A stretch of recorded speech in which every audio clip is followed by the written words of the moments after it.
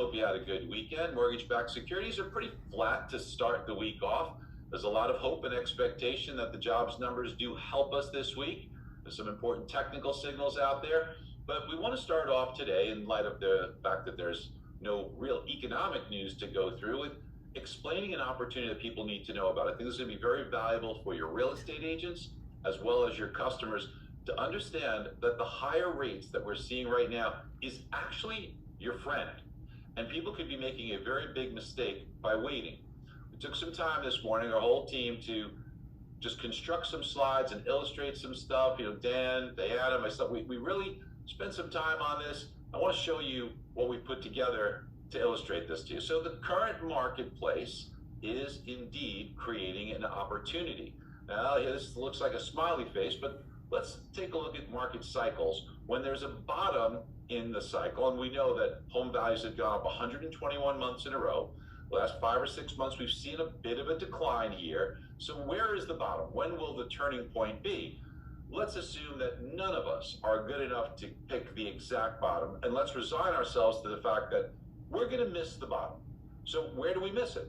Now, most people will say, okay, well, the safe call is the all clear once things start to improve, and after the bottom, let's jump into the market there. But hold on a second.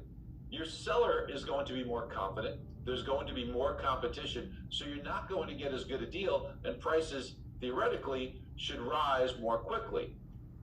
The right time to do it is before the bottom, because sellers are more fearful. You could get a better deal. There's less competition. There's more choices out there. So this is the best time to do it. And this is where we are right now. We may be very close to the bottom, depending on where rates go from here. You know that activity is going to pick up, but the slight decline in some areas that we have seen after 121 straight months, we could be in this area right here, right before the bottom, and people may be missing this opportunity. Now, let's take a look at just a little bit of history. The last market bottom cycle, we did see prices decline, and before the bottom, you're here. But once the bottom was hit, notice how quickly prices went up. And prices went up with 8% appreciation in just the next year after the bottom was hit. 8%. But hold on a second, 8% appreciation. Inventory was at 2.4 million in 2012 when we hit the bottom. Today, inventory 980,000, less than 600,000 active listings. We've shown you this before.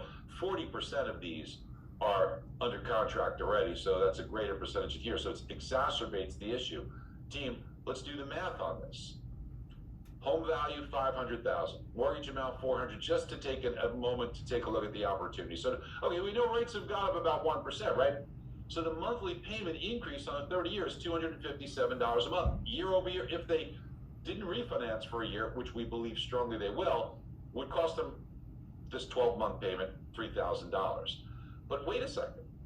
Today, because rates are higher, because we are in a fearful situation with less competition with sellers, opportunity is a 2% discount. So, I mean, the sellers are more fearful and there's less competition for buyers. So you can get a 2% discount. And obviously, use our tool to show on the seller contribution that this might be better spent towards points or 2-1 buy down, something like that, because you can take advantage of that.